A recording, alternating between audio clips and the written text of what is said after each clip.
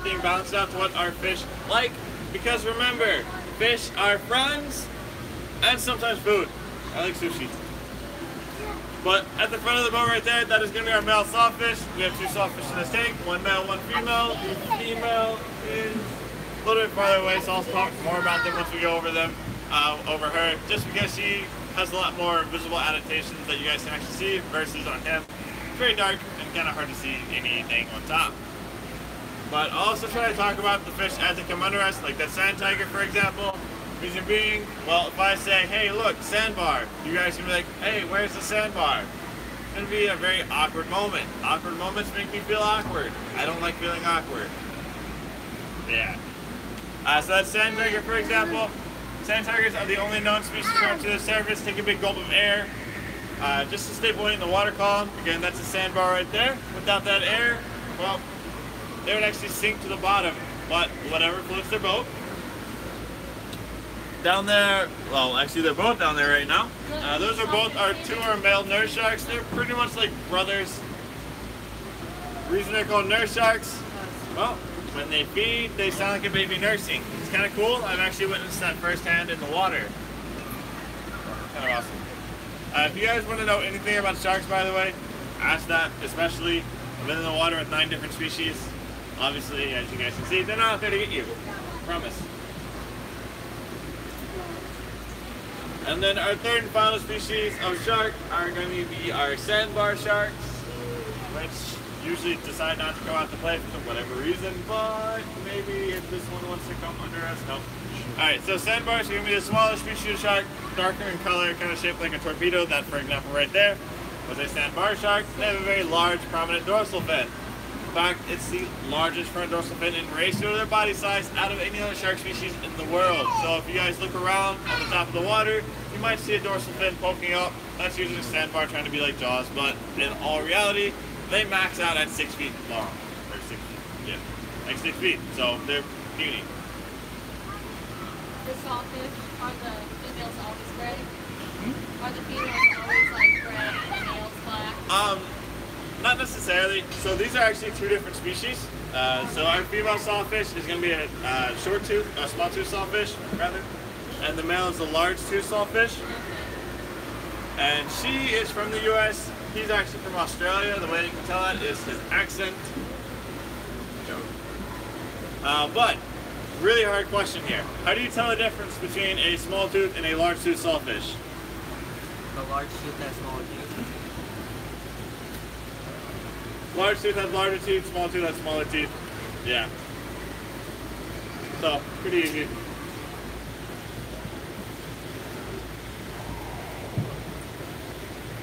There are around 7 different subspecies of large, not English, sorry, sawfish in the world today. Unfortunately, all of them are critically endangered. Humans have killed off 90% of their wild population, so only around 10% do remain. Any guesses as to why somebody would want to go after those guys? Not to eat them. Teeth.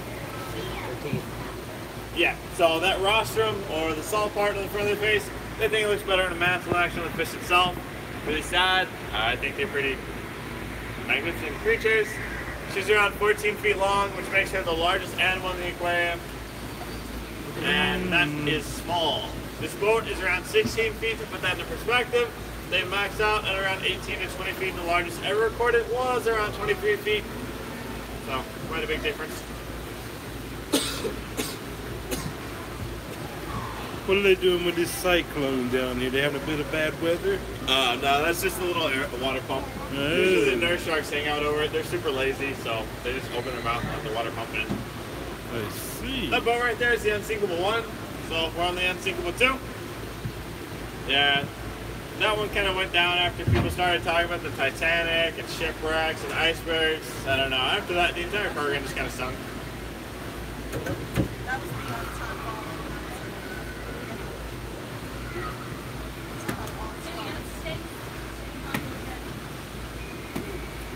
Now, some of the fish below us, the ones with 2 black stripes coming down their face, they're called porkfish. They actually make an oinking noise. That's a good look at a sandbar shark right there. But porkfish are also a cleaner fish. Do you guys know what cleaner fish are? Clean. Yeah, pretty much. You guys like to eat tilapia? That's cleaner fish. Yep. And So I'm going to ruin tilapia for you. Cleaner fish are put into tanks specifically for one purpose: to eat fish poop or any kind of parasites or anything like that. Yummy, right? Yep. Nice and nutri rich. Now, down there you'll see some of our schooling fish. You guys know why fish swim in schools? To prevent teen violence. Huh? To prevent teen violence. That's a good answer. That's a very interesting answer, actually. But it's actually because all their grades are below sea level. They're just floundering around down there, trying to keep their head above water. Yeah, see, at some point in the tour, I just kind of start fishing for laughs. I get hooked to the jokes. Sometimes they tank, but no. I have a boatload of them. I try not to go overboard. People think they're pretty salty with me. They think they're too fishy. I think I'm just a bit of a codfish. Yeah, it gets bad.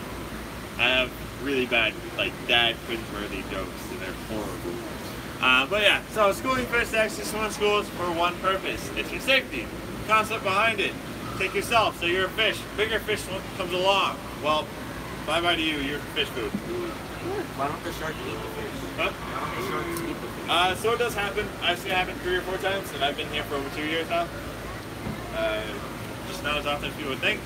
We feed them mahi, tuna, salmon, mackerel, bonito, really high quality fish, more importantly fish that's not found in this tank. Tried that one time, rest in peace to a few red drum, so we no longer do that.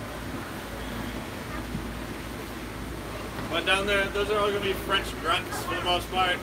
Originally found in France, and they make a grunting noise. That's the name. But as I was saying about the whole schooling mentality, there's safety in numbers. Like I said, take yourself, so you're a fish, bigger fish comes along, well, you're probably a goner. Now, take yourself, plus a few of your friends, who all look the same. That's a big fish. Well, it's going to make a big group of fish, so it might look like a bigger fish that looks like you. That should deter the predator. It doesn't.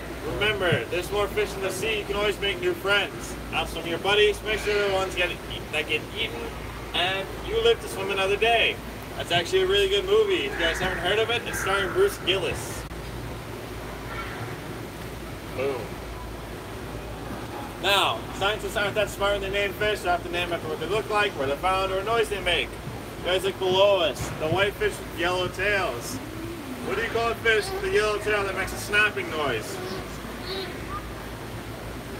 It's not as simple as yellowtail, by the way. It's close. There's the second part to it. Yep, yellowtail snapper. Pretty simple. We'll give you another guess, or another fish to guess on. So at the top of the cage over there, they're going to be found in the Atlantic. This is a little bit harder, and they're shaped like a spade. What do you call a fish found in the Atlantic shaped like a spade? I gave you a location and something it looks like. There's one word missing from that. Atlantic spade fish. Yeah, really simple. Now, if you really want to get technical, we can go into scientific names. But honestly, I don't know any of the scientific names of any of the smaller species of fish. If you want to know the scientific names for the sharks, I can do that. Not the fish.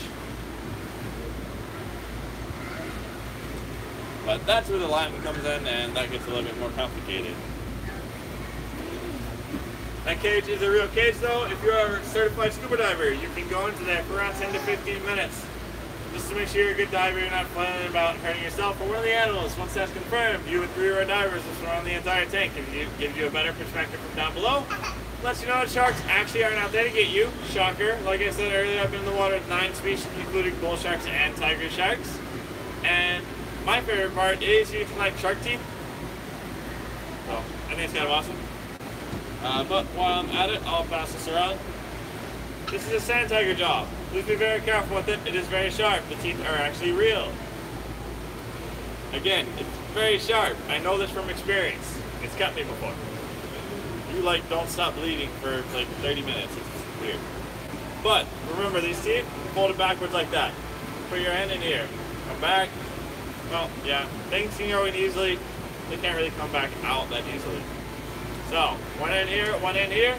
Take the typical shark selfie with this if you want to. And I'll start right here.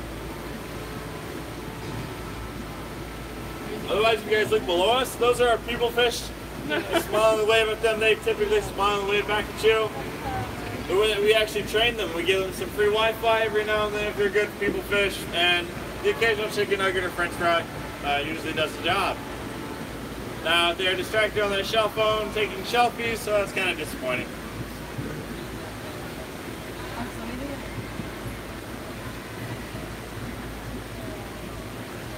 But as we are coming to the end of our tour, if you guys have any follow-up questions, feel free to ask them. Like I said, I like questions. Why do those fish pop their heads out of the water? Honestly, I actually don't know the answer to that. The polymetas. Why do they pump their head out of the water? I don't know. They said something about like playing with the bubbles. I asked the same question. Spade fish, if it's something not to do, they said they're just supposed to like play with the bubbles. Playful fish, you know, you don't do fish. Any other questions? Otherwise, I can tell more really bad jokes. What do you guys want to offer? When the sharks were first put in here, did they run into the Not really. Sharks can have a pretty good way of actually being able to see. Their eyesight's not that bad. Oh, yeah. That's only in China. Do you guys know how many tickle it takes to tickle an octopus?